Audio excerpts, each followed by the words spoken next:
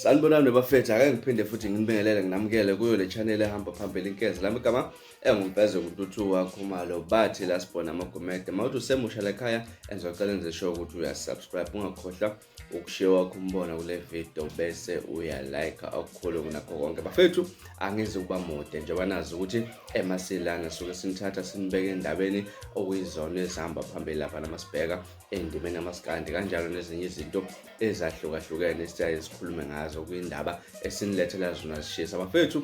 Udaba engifisa silibheke namhlanje udaba oluthinta insizwa uShwii kanjalo noMtekhala.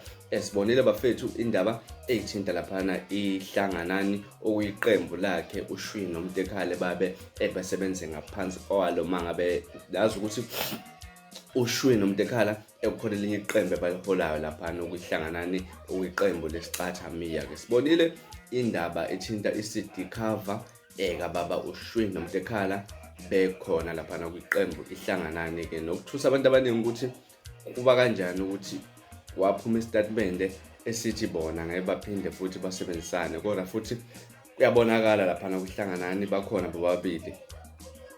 Nawu kuyisihloko ke se-album esithi babanga imali esithi babanga imali nokho ingoma ikaphumi kodwa nje isihloko sidonsa abantu abaningi since kunale ndaba ukuthi uShwii noMtekhala abaseyona ingxenye yokuthi bazosebenzisana ndawonye.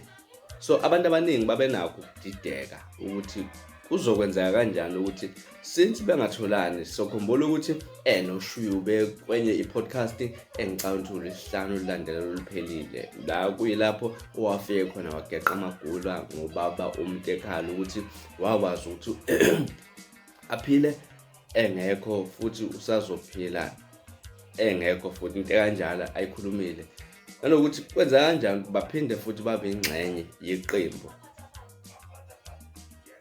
Yabo abantu abaningi badidekile abanye basho lokho nalokana abanye basho ukuthi uShwii noMtekhala bebafuna ukubamba itrend izinto ekanjalo nje mningi imbono bafethu. Mina ngifuna ukubuza ukuthi wena kahle ungawuthini wakho umbono bayila nodaba oluthinta uShwii noMtekhala udaba oluthinta iqembu iHlanganani because babonakala bendawonye ku-CD cover nokho omunye ungale omunye ungale naye abantu babula futhi ngaloko ukuthi kunzima bafethu. Siyazi ukuthi abantu ababejwayele ukuthi mangabe kukhona isithombe bona baba seduze babe ndawonye then abanye bese besemasayidini. Ngicela ukuthi nalokho uphawule nangakho lapha na kwi-comment section. Kanti kwethu enjobe ngithembisile ukuthi angizukuba mude ngizohlala nje straight odabeni noma odabeni okuyilona engilithulayo namhlanje. So ngicela ukuthi wena uhambe e-comment section ushare lwakho uvo mayelana nalolu daba. Kulolu daba ebenginireportela lona namhlanje ngicela ukuthi sihambe sokhuluma ngalolu daba